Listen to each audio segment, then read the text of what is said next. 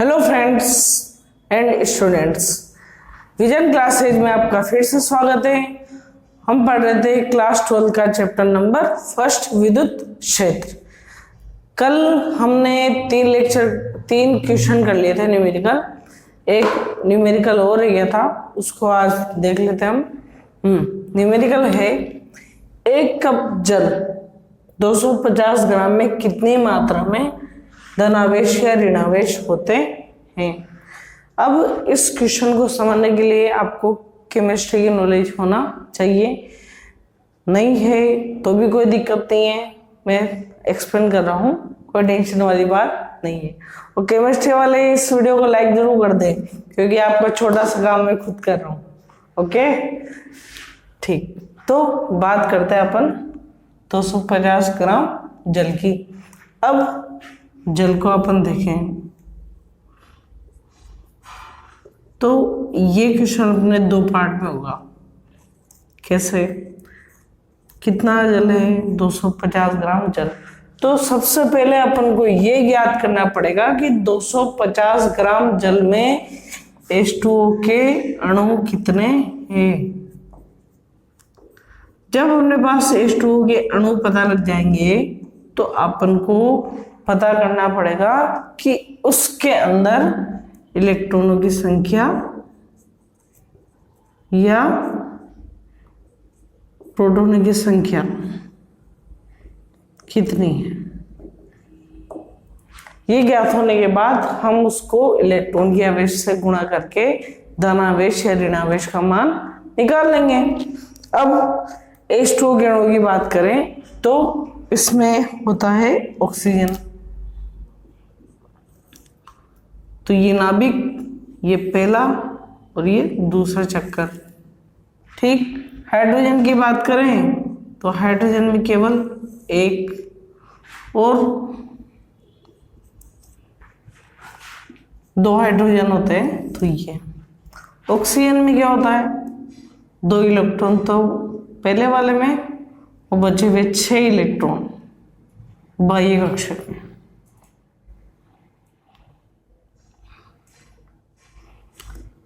इसी तरह हाइड्रोजन में कितना? 1 इलेक्ट्रॉन, और इस हाइड्रोजन में भी 1 इलेक्ट्रॉन। तो ये तो हाइड्रोजन, ये ऑक्सीजन और ये हाइड्रोजन।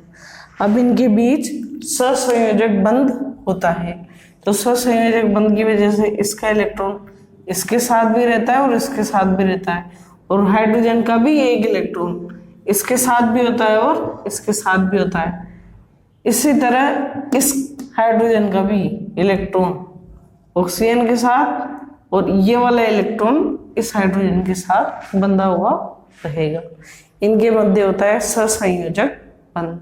ठीक, तो इतनी सी बात अपन को समझ में आएगी कि ऑक्सीजन के पास कुल इलेक्ट्रॉन कितने हैं? 6।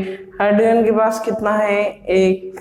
और इसके नहीं सॉरी, केवल बाह्य कक्षक में 6 और अंदर के 2 कितने हो गए? 8। एक इसका 9, एक इसका 10। तो H2O के पास कुल इलेक्ट्रॉन कितने हुए? 10। ठीक, चलो अब बात करते हैं अपन सबसे पहले H2O का अणुभार। ये ज्ञात करना जरूरी है, इसके बिना अपन ये ज्ञात नहीं कर सकते कि H2O के अणु कितने होंगे 250 ग्राम जल में। ठीक, तो H2O का अणुभार कितना होता है भाई? हाइड्रोजन का 1, और अपने पास हाइड्रोजन कितने हैं? 2। उसके बाद ऑक्सीजन का अणुभार कितना होता है? 16। तो 16 + 2 कितना हो गया? 18। ठीक, इसका मतलब ये है, आपको ये लाइन याद रखने वाली चीज है कि अगर हम लेंगे 18 ग्राम जल, 18 ग्राम जल में H2O के अणुओं की संख्या, ये चीज आपको हमेशा याद रखनी है। ये होगी अवोगाद्रो संख्या के बराबर, जिसको हम रिप्रेजेंट करते हैं Na से, और इसकी वैल्यू होती है 6.023 × 10⁻23। 6.023 इंटू 10⁻23। ठीक, अगर 18 में इतने हैं तो 250 में कितने होंगे भाई? सिंपल सा रूल है, क्या करेंगे 250 से तो गुणा और 18 से भाग इंटू 6.023 इंटू 10⁻23। यहाँ तक आया। अभी अपन को कैलकुलेशन नहीं करनी इस जगह पर, कैलकुलेशन में एंड में करेंगे और कैलकुलेशन से घबराने की जरूरत नहीं है।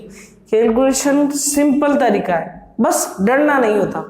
ठीक, यहाँ पर अब अपन ने यहाँ से क्या निकाल लिया? H2O के अणुओं की संख्या। अब क्या निकालना है? इलेक्ट्रॉनों और प्रोटॉन की संख्या। तो अपन को ये बताना चाहिए कि एक H2O के अणु में इलेक्ट्रॉनों या प्रोटॉनों की संख्या वो भी निकाल ले चुके अपन। कितनी? हाइड्रोजन में होती है 1 और हाइड्रोजन कितने अपने पास? 2 और ऑक्सीजन के पास कितने? 8। तो टोटल कितने हो गए? 10। अर्थात H2O के एक अणु में कितने इलेक्ट्रॉन? 10। तो इतने अणुओं में कितने, किससे मल्टीप्लाई कर दो? 10 से। तो यही लिखेंगे अपन 250 ग्राम जल में इलेक्ट्रॉनों या प्रोटॉनों की संख्या।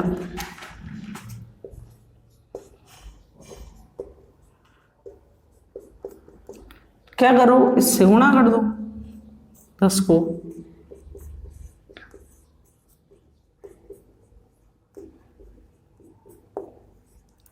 अब ये क्या आ गया अपने पास कि कितने इलेक्ट्रॉन या फिर प्रोटॉन 250 ग्राम जल के अंदर होंगे। तो ये तो आ गया अपने पास संख्या। अब अपन को क्या निकालने रह गया कि आवेश कितना होगा। तो एक इलेक्ट्रॉन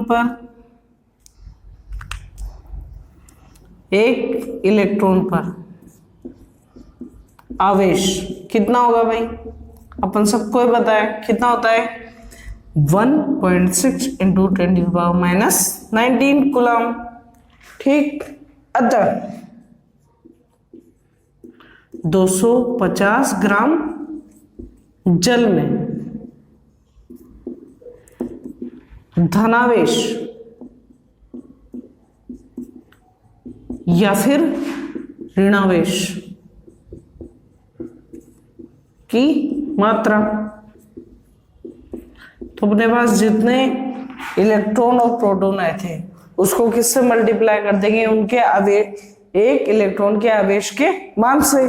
करो 250/18 गुणा 6.023 इंटू 10⁻23 इंटू 1.6 इंटू 10⁻⁻19 इंटू 10। ठीक, यहाँ तक आया। अब ये देख के नहीं घबराना कि सर इतना बड़ा बड़ा है हम कैसे करेंगे, कुछ भी नहीं है। सिंप्लीफाई करने का तरीका मैं आपको बता रहा हूँ। जितने भी नंबर्स है उनको एक साइड कर लो और 10 की पावर्स को अलग कर लो। जैसे 250/18 ये ले लिया। इसके बाद कितना? 6.023। फिर उसके बाद कितना? 1.6 हो गया अपना। अब 10 की घात 10 रह गया। अब 10 की घात कितनी? 23। फिर 10 की घात कितनी? -19। ठीक, यहाँ तक हुआ। अब यहाँ से पॉइंट हटाएंगे। पॉइंट के बाद कितने नंबर? 3। तो नीचे कितनी जीरो आ जाएगी? 3। फिर यहाँ से एक पॉइंट हटाया, नीचे कितनी आ जाएगी? 1। ठीक, 10 से 10 कैंसिल हो गया, दिख रहा है? 1 0 से 1 0 कैंसिल हो गई। फिर 16 और 100 दोनों में भाग जाता है 4 का, तो 4 चौक 16 और 4 से 100 को काटेंगे तो कितना आएगा? 25। ठीक, और 25 से 25 कैंसिल हो गया। ठीक, अब भी कट रहा है, देखो 2 से 2 बार और 2 से 9 बार। ठीक, अब कितना आया, केवल 6023 इंटू 2, तो इसको 3 दुआ 6, 2 दुआ 4 और 0, 6 दुआ 12 बटा 9 गुणा। अब केवल 10 की घात रहेगी, 10 की घात 23 और 10 की घात -19 कितना हो जाएगा, 10 की घात 4। अब इसमें अपन को भाग देना है 9 का, 9 का भाग देके देख लेते हैं हम साइड में कितना है, 12 0 4 6 भाग देंगे 9 का। एक नाम कितना आया 3, फिर 0, फिर नोतिया 27 कितना बचा 3, फिर कितना उतारेंगे 4, फिर नोतिया 27 कितना आया 4 और 3 7, फिर 76, नोटे का 72 कितना बच गया 4, फिर क्या लगाएंगे पॉइंट कितना जाएगा 4, 9 चौक 36, फिर रिपीट होता रहेगा, यानी 4 की आवृत्ति होती रहेगी। तो अपना आंसर कितना आया 1338.4 के ऊपर आवृत्ति गुणा 10 की घात 4। और इसको स्टैंडर्ड फॉर्म में लिखेंगे, तो स्टैंडर्ड फॉर्म में करने के लिए क्या करेंगे, एक संख्या छोड़ के दशमलव लगानी होती है। तो ये पॉइंट कहां पर आ जाएगा, इस जगह। तो यहाँ पर कितने स्थान छूटे 1 2 3, तो 10 की घात 4 थी, तो कितनी रह जाएगी 10 की घात 4 प्लस 3 7, 1.338 4 पर आवृत्ति इंटू 10 की घात 7 गुलाम। तो ये क्या आ गया 250 ग्राम जल में धनावेश व ऋणावेश की मात्रा कितनी होगी 1.338 गुणा 10 की घात 7। ठीक, आपके बुक्स में थोड़ा करेक्शन कर लेना, यहाँ पर 8 की जगह 7 लिखा हुआ है तो गलत है, इसकी कैलकुलेशन देख लेना आप। ठीक है, समझ में आ गया होगा। Okay, good it. ठीक, नेक्स्ट टॉपिक है हमारा वस्तुओं के आवेशन की विधियां।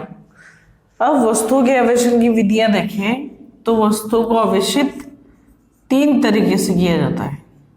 कितने तरीके से 3। पहला है घर्षण और दूसरा है चालन और तीसरा है प्रेरण। ठीक है,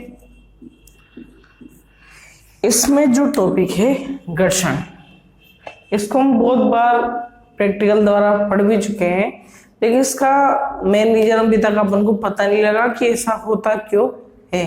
अपन अभी तक एक चीज पढ़ा है कि अगर एक छड़ लें, कांच की छड़ और रेशम का कपड़ा, और इनके बीच करें घर्षण। ठीक, घर्षण करने पर क्या होता है, अभी शुरू वाली स्थिति में इन पर आवेश नहीं होता है, लेकिन जब घर्षण कर रहे हैं तो घर्षण के समय क्या होती है गति। गति का मतलब क्या हुआ, इसके पास कौन सी ऊर्जा हुई, गतिज ऊर्जा। तो घर्षण करते समय इन दोनों के पास कौन सी ऊर्जा थी, गतिज ऊर्जा। अब गतिज ऊर्जा जैसे ही घर्षित होती है ये चेंज हो जाती है ऊष्मीय ऊर्जा में। कौन सी ऊर्जा में, ऊष्मीय ऊर्जा। और ये ऊष्मीय ऊर्जा यूं नहीं कि एक ही वस्तु के पास होती है, दोनों वस्तुओं के पास होती है।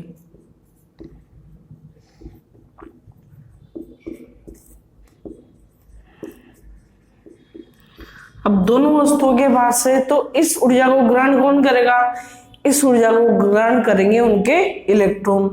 अब इलेक्ट्रॉन ने ग्रहण किया तो कौन से इलेक्ट्रॉन अपनी जगह छोड़ेंगे, जिसके इलेक्ट्रॉन के बनने की क्षमता कम है, यानी जो दुर्बल बंध से बंधे हुए वो हट जाएंगे, और जिस वस्तु के से इलेक्ट्रॉन निकलेंगे तो वहां से तो इलेक्ट्रॉन निकले और वो चल जाएंगे दूसरी वस्तु पर। तो ऊष्मीय ऊर्जा पाकर जो दुर्बल बंध से बंधे इलेक्ट्रॉन उत्तेजित होकर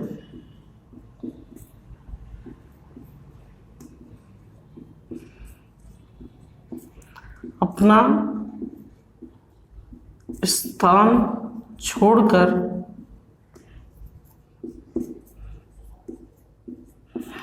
एक वस्तु से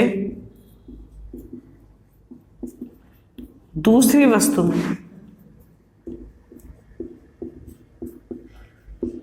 स्थानांतरित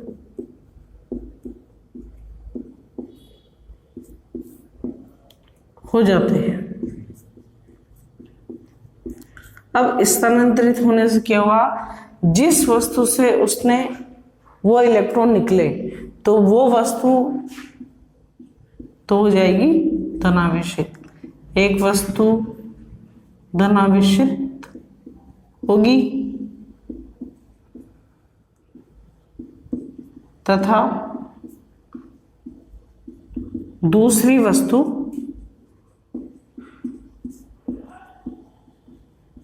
ऋणावेशित होगी।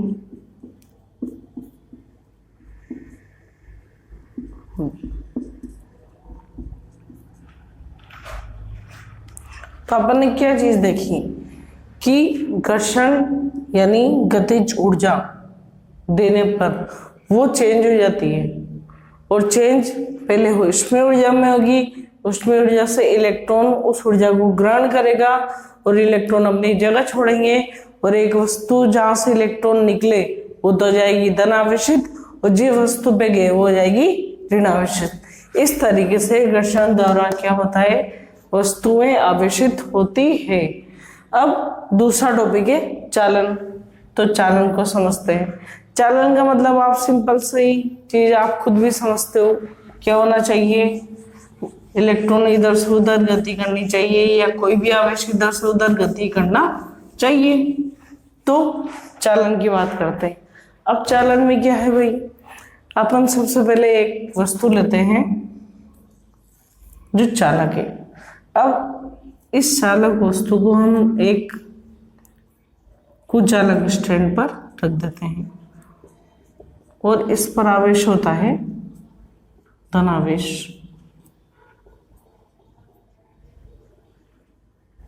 ठीक, ये कौन सा है, विशिष्ट चालक। ठीक, ऐसा का ऐसा एक और चालक गोला जो अनावेशित है, जिस पर आवेश नहीं है। तो ये कौन सा हो गया, अनावेशित चालक।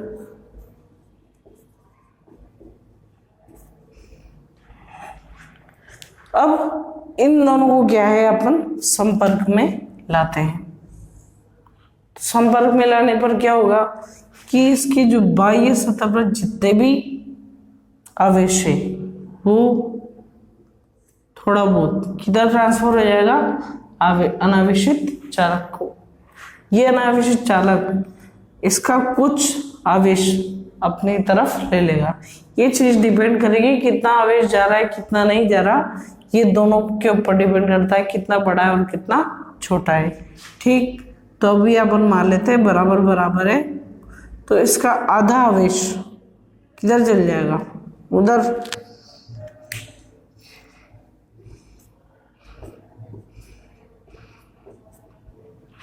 ये आधा आवेश उधर चल जाएगा। अब अगर हम इस वायर को हटा भी दें तो दोनों वस्तुएं आवेशित हो चुकी है। इस तरह से चालन से कोई भी वस्तु आवेशित की जाती है। अब इसमें मैं आपको एक और चीज बता दूं, चालक पदार्थ। इसमें बहुत इंपॉर्टेंट चीजें आपके हमेशा काम आएगी और आपको हमेशा याद रखनी। चालक कोई भी चालक वो होता है जिसके अंदर फ्री इलेक्ट्रॉन्स होते हैं, यानी इलेक्ट्रॉन गति करते हैं। अगर मैं किसी भी चालक गोले के अंदर आवेश देता हूं, जैसे धनावेश दे दिया, तो क्या होगा भाई,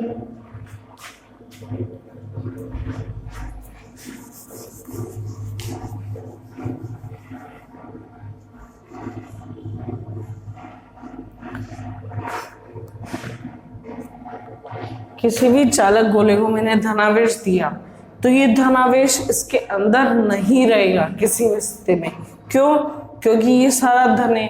अब इसके अंदर फ्री इलेक्ट्रॉन्स होते हैं तो ये आवेश अपनी जगह नहीं रह के चालन करना चालू करेंगे और पुनः वितरित होके ये प्लस होने के कारण आपस में प्रतिकर्षण होगा और प्रतिकर्षण के होने के कारण हो सके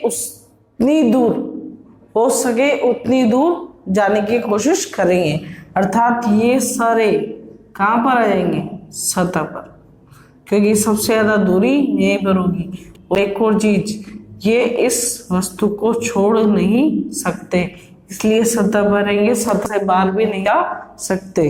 अतः इस समय अपन को एक चीज याद कर लेनी चाहिए, चालक पदार्थ पर आवेश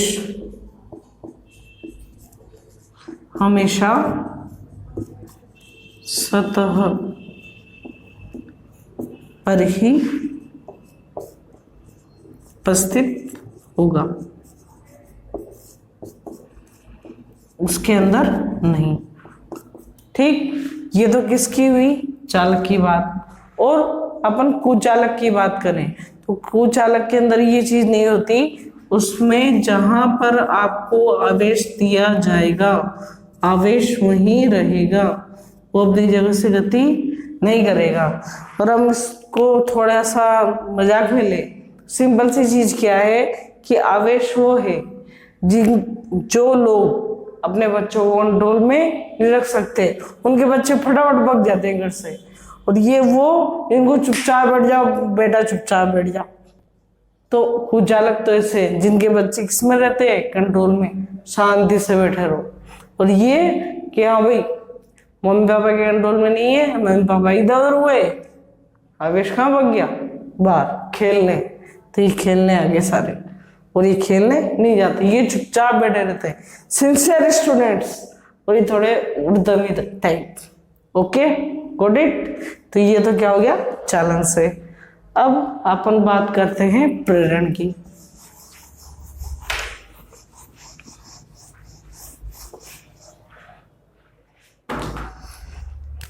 प्रेरण में क्या होता है भाई, अपने आप पता लग रहा है, केवल क्या होना चाहिए, प्रेरण। प्रेरण में एक चीज है, अभी तक आपने देखा घर्षण में और चालन में दो वस्तुएं जब भी आपने ली तो एक दूसरे के संपर्क में आ रही थी, लेकिन प्रेरण में ऐसा नहीं होगा, केवल आवेश प्रेरित होगा।